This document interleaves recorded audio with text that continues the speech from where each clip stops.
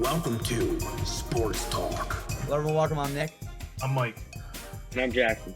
From Top Notch Sports. And today we're going to be going over the Carolina Panthers free agency frenzy. We're going to break down the current state of the Carolina Panthers, what moves we think that this team might make this upcoming free agency. And not only that, but we're going to also break down a little bit of the draft. So let's hop right into it, Mike. I'll have you started off. What do you think of the current state of this Carolina Panthers team? Well, Nick, as you know, I'm a huge fan of Matt Rhule, and I'm a huge fan of this young team that they have so far constructed. I mean, but a couple things, they need to improve on the offensive line. They got to bring their guys back. Russell Okung needs to come back. Chris Reed needs to come back. They franchise tagged Taylor Mountain, which I thought was a good move. And then they're also losing Rasul Douglas, who came from Philadelphia Eagles, released him, and they signed him. He actually had a pretty good year, so I'd like to see him come back also. But a guy that I think needs to come back, and I don't see it happening right now, but they need to try to retain Curtis Samuel. Curtis Samuel on this team is just another playmaker, and this offense is full of playmakers. You got DJ Moore, you got Robbie Anderson, you got Christian McCaffrey. You throw Curtis Samuel, keeping him on that roster, along with drafting a quarterback, which I think they're going to do. I think this offense could be stacked. I think they should try to deal Teddy Bridgewater to a team that is in heavy need of a quarterback, like the 49ers may be interested in him. Denver may be interested in him. Washington may be interested in him. These are all possible suitors, which I would try to move Teddy Bridgewater because we know he's not the future. Now, if I'm Carolina in the first round, I'm taking Trey Lance because I think Trey Lance would work perfect with Joe Brady. Joe Brady seems to be a quarterback whisperer. He knows what he's doing with the offense. And Trey Lance has all the physicals. He's big, he's strong, he can move, he's got a strong arm. I think if you surround him with this kind of talent, he's only going to make big plays. So if I'm the Carolina Panthers and Trey Lance is there when my pick is up, that's the quarterback I'm rolling with.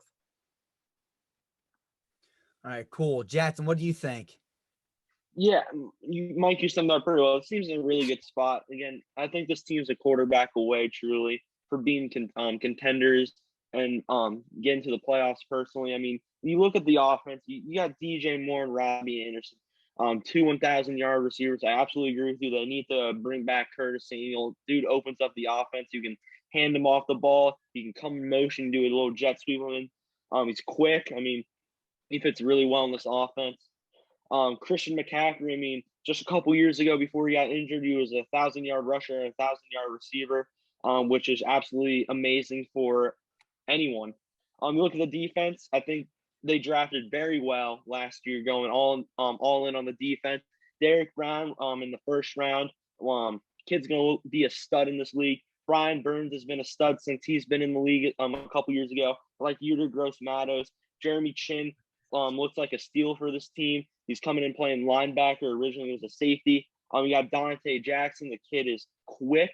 Ass corner. I mean, I agree with you. They need to move on from Teddy Bridgewater. He wasn't winning games for him. He was losing games. I mean, the one game I really watched the Panthers like all the way through was against the Kansas City Chiefs. Teddy Bridgewater had a chance to win that game multiple times and he blew it. I think they need to bring back those pieces on the offensive line. You said they already franchise tagged Taylor Mountain. Bring back Chris Reed and Russell Okung.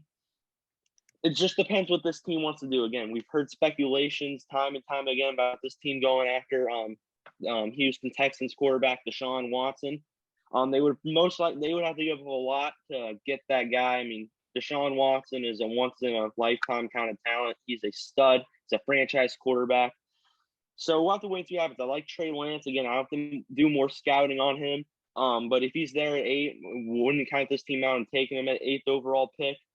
They got a good defense. They got money to spend. We'll just have to see what they do with it.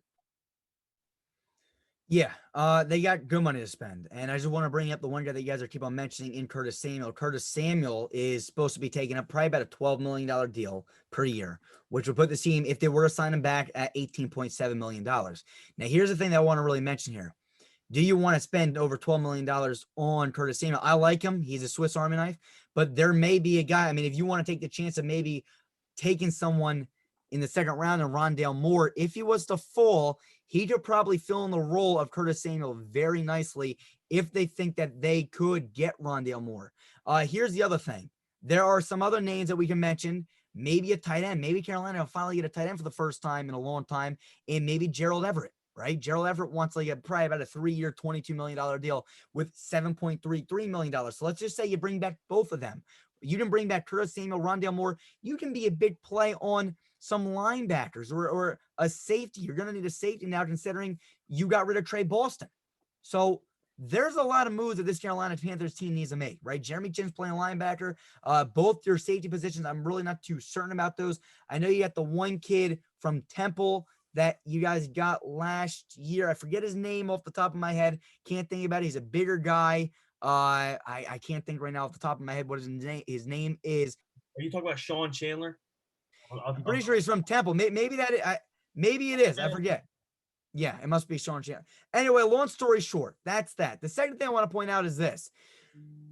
The first round, I know you guys are keep on saying Trey Lance. I did my watch on Trey Lance. I don't think he's going to go at 8. I think that he's a project. There's just not enough film on Trey Lance. Now, we can disagree on this, but I think if there's another guy here at 8 who's more ready to go right now and step in on a team that I think is already built, I think this Carolina Panthers team is ready to play. Who do you think? Well, look, again, real fast. Let me just break this down. You got DJ Moore, you got Robbie Anderson. Maybe you bring in a tight end like Gerald Everett. You got Christian McCaffrey. You got Taylor Moton back. You got Matt Paradis in that center. Your defense is pretty. I mean, yeah, they're young, but they're built, right?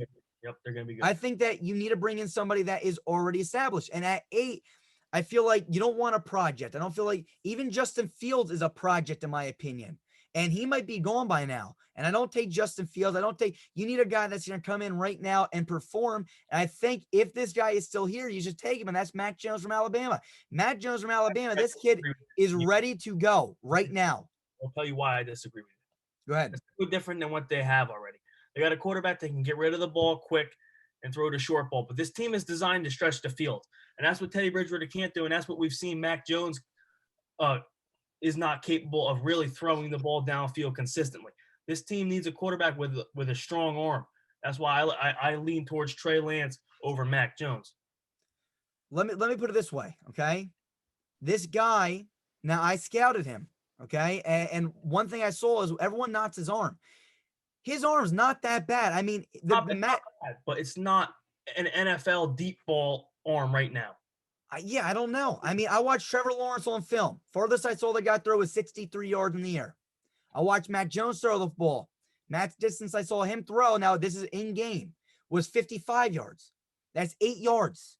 I mean, are we really going to say that's not NFL? It's 8 at the end of the day. Yeah, it's nice to have. It's not about their max throw. It's about who does it better consistently. And a guy like Trey Lance has thrown the deep ball most of his career at North Dakota State. It's not his fault he's only played a season in one game. It's unfortunate. But if you pass on a guy like that because they have not played that many games and then they end up being a star in the league, you're going to beat yourself up over it. So I think you got to look at the talent and look at the Panthers team that's already young. So they're going to grow together. This team's very young. You get a quarterback that may be a project, but they're going to grow together. The talent is there, and he's falling into the perfect system. Matt Rhule and Joe Brady, my opinion, the perfect system for a young quarterback like that. Yeah, I'm not. All I'm saying is I think this Carolina Panthers team is ready to go. I don't think that they got to completely wait 3 years, develop a kid, and then have him. I think Trey Lance is going to be. I mean, again, he has his potential is better than Mac Jones. But when I look at somebody, this team right now, do you want to spend your 8th overall pick on a project? I don't think so. I'm going to be honest with you. I'm telling you right now, I truly think that Trey Lance might fall to the 2nd round in this year's draft. It might be stupid, but I'm telling you, he's fallen down boards very quickly. There's not enough film on this guy. He played 1 season, and he looked pretty good. And then he played, what, 1 game this year, 2 games this year? 1 game. So I feel like he's going to fall for those reasons, and I don't think that's all Max Jones has under his belt. He's got 1 season under his belt. It was for a powerhouse in Alabama. That's why his name's on the board.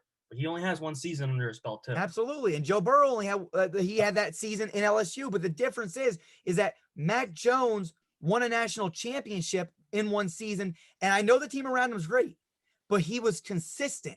A lot of people make fun of Mac Jones because that. And I agree. Believe me, when I first watched him, I was like, yeah, this guy, he doesn't throw that hard. When I watched him further, when I further studied this guy, I started to like him. He reminds me, he's a machine throwing the football. Yeah, he's good. And I cannot wait to go further into that. But again, this Carolina Panthers team, we'll have a lot more scouting analysis for you guys. I don't want to get too far into it, but I think that if Matt Jones is there at 8, go take him. Mike thinks Trey Lance. Jackson, what do you think at 8? At 8, I mean, again, I've been watching a lot of Mac Jones. I don't think I've watched any Mac Jones. If I just look at it as a pure football fan standpoint, I look at the talent that Mac Jones had around him. I looked at maybe his arm isn't the strongest. And I look at what Trey Lance did in his one season with North Dakota State. I don't know who he had around him, but all I can see is that he didn't throw any interceptions and had a crazy amount of touchdowns. Trey Lance may be a quote-unquote project, but like Mike said, I mean, he's the perfect quarterback for this system, I feel like. All right, we'll have to wait and see. There are your two sides. Listen, what you guys think in the comment section below. Again, Matt Jones isn't a fancy name. Nobody really likes him, but I'm telling you something. Listen, that's not. I like Mac Jones. I like Mac Jones a lot. I just don't think Mac Jones fits into this offense because he's not much different. He could be a better quarterback than Teddy Bridgewater. I'm not comparing him to that, but right now their assets are closer than a guy like Trey Lance who can stretch the field more. No, I hear you. Use his feet more. I think that fits better in this offense. And plus, this offense is good. This team is good. But Tampa Bay Buccaneers are still in this division. So it may take this team 3 years to be ready to compete in the playoffs. Absolutely. The only thing I'm saying is that this team, I don't think, needs a quarterback. I mean, yeah, it would be nice to have that deep ball, but Trey Lance misses throws. Trey Lance misses some easy throws. I don't see him go through his progressions that great. I don't see him really. I mean, he does run an NFL pro style offense. That's a fact. All right. But Matt Jones does either too. And the one thing about Matt Jones that I like is this guy, you know what I can't stand, Mike? People that can't make up their mind.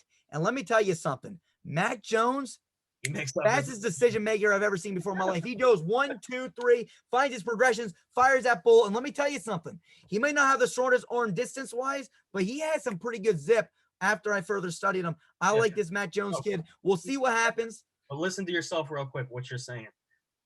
Trey Lance, he misses throws, this and that. The same stuff people were saying about Justin Herbert last year. You're right. But the difference is I was also a fan of Herbert. I'm not a fan of this guy. I'm not a fan of him. I think he has potential. I just feel like he's gonna be a work in he's gonna be, you know what this guy reminds me of? They do it every year. Analysts do it every year. They say the same thing about somebody. He's inconsistent. Josh Allen was inconsistent. He's still inconsistent, but he's one of the better quarterbacks out of that draft. The talent for Trey Lance is there. The upside is bigger. I think a growing team like Carolina, you go with the upside. You go with the talent. You're right, and I'm not going to disagree with you at all, but this guy reminds me of a Jordan Love. He has a lot of talent, but I don't think he's ready just yet. And here's the thing. The two guys that you just mentioned, I was huge advocates for. I was a huge advocate of Josh Allen coming out. I didn't knock Josh Allen, and I didn't knock Justin Herbert. And I'm telling you right now, though, this kid's a little bit different. We'll have to wait and see. I could be totally wrong, and maybe I'll be biting my words. But I just don't think he's going to be this amazing guy year one. And I think this Panthers offense is ready to go. That's the thing. I'm not saying year one. I'm saying over the course of this team growing within the next few years, he's the better option. Yeah, I don't know. It's going to be tough. I feel like this team's ready to go now. I really do. I think this team's ready to go. And I feel like you don't want to have a project. Because, again, Christian McCaffrey, right? Do you want to wait 3 more years with Christian McCaffrey? Do you want to wait 3 more years with Robbie Anderson? Do you want to wait 3 more years with DJ Moore, Jeremy Chin? In 3 years, hey, guess what? 3 years from now, Brian Birds needs a paycheck. And guess who else is going to need a paycheck? Trey Lance. It's going to take 3 years. You don't see it take 3 years in this league. It might take the guy a year to find his footing. Maybe. But anyway, we'll see. But that's all. Let us know what you guys think in the comment section below. We'll see you guys soon. Peace. We are no better. See you guys soon. Peace.